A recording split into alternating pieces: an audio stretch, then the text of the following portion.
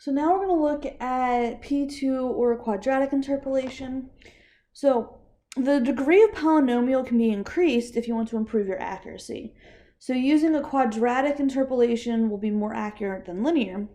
However, the minimum required is set by the differential equation that you were trying to solve. So in our case, we had to have at minimum a linear solution, but nothing says I can't use a quadratic or a cubic or a higher order interpolation function. So a quadratic function is going to look like c1 plus c2x plus c3x squared. Because there are 3 unknown coefficients, we need to identify 3 nodes. We have 2 at the endpoints, and logic is going to say we're going to use a 3rd node as the midpoint. You don't have to use the midpoint, but not using the midpoint is kind of an additional hassle. So just like we did for linear, the first thing we have to do is to eliminate our C values we need to determine our coefficients by writing our approximate solution in terms of our 3 nodal values. So we're going to have U1, which is approximately UH of x1, which is CE1 plus CE2 x1 plus CE3 xe1 squared. At this point, I'm going to drop the e's just to make the notation a little neater. So UE2 is approximately our solution at x2, which is CE1 plus CE2 x2 plus CE3 x2 squared, and UE3 is approximately x3, which is CE1 plus CE2 x3 plus CE3 x3 squared.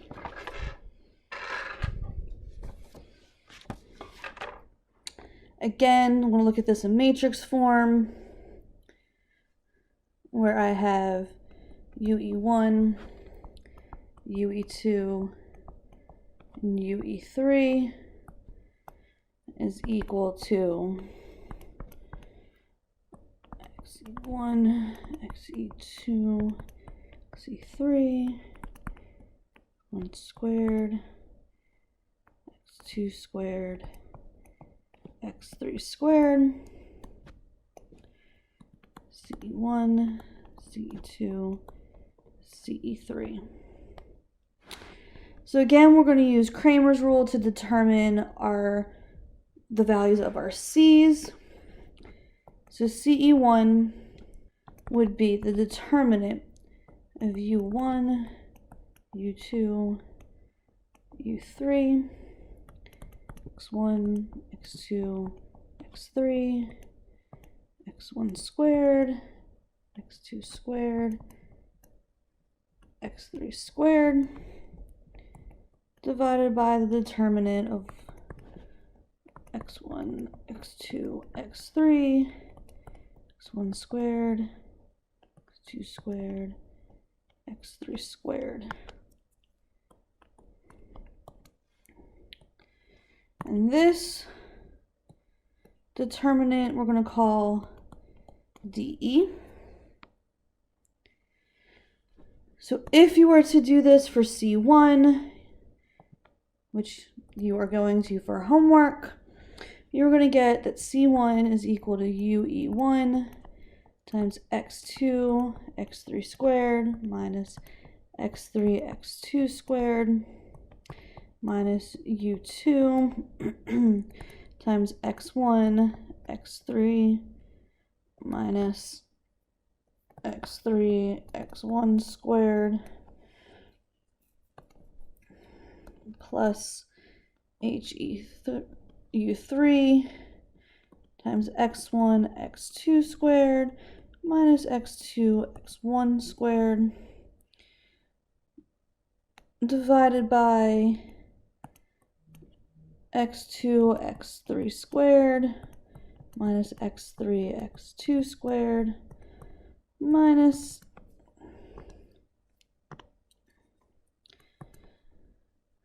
x1 x3 squared minus x3 x1 squared plus x1 x2 squared minus x2 x1 squared.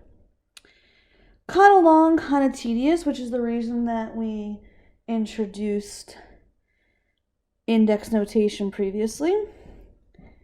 In index notation, we are going to get that CE1 is equal to 1 over DE times the sum from I equals 1 to 3 of alpha I UI, where alpha I is xj times xk squared minus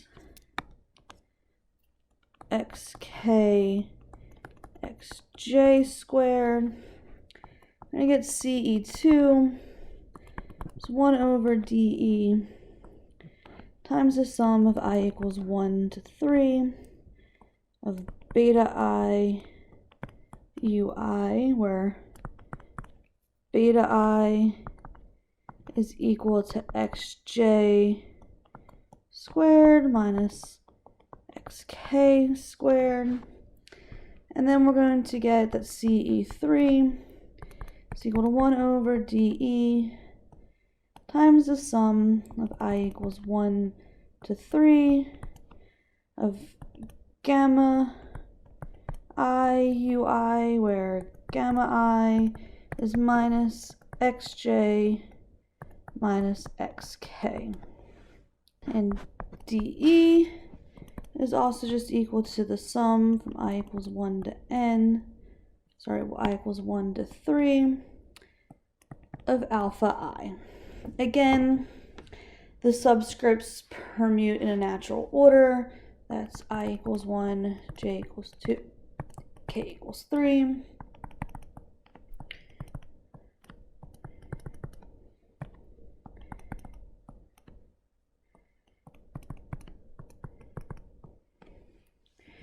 So for example, alpha 2 would be x3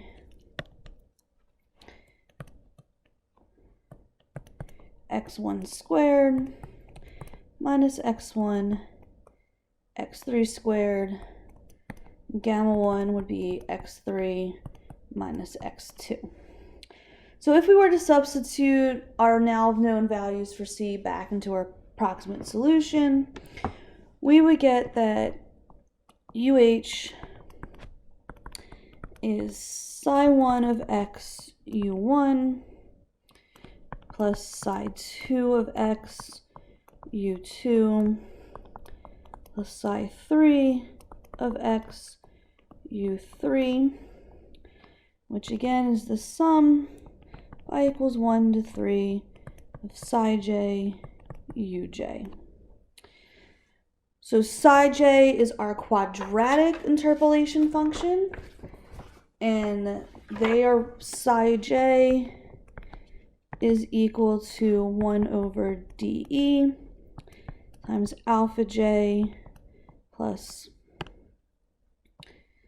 beta jx plus gamma jx squared. It's a bad gamma. Okay. So as with, you're going to be deriving these constants as part of your homework, improving the indice notation is valid. And as with our linear interpolation functions, our quadratic ones can also be expressed in terms of the local coordinate, assuming node 2 is placed in the middle. So I'm going to skip this little part here. we are going to get that psi 1 of x bar is equal to 1 minus x bar over h times 1 minus 2x bar over h. Psi 2 of x bar is equal to 4 x bar over h times 1 minus x bar over h. And psi 3 of x bar is equal to minus x bar over h times 1 minus 2 x bar over h. Also, as part of your homework, you are going to be showing me how to go from global to local coordinates using the transformation of x bar is equal to x minus xa. So the last thing is our visual representation of what is going on in terms of how this looks. So really, we have our graph. Here's our value of 1.0. Here's points 1, 2, and 3. So here is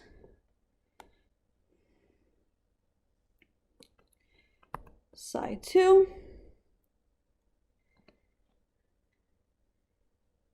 Here is psi 1. And psi 3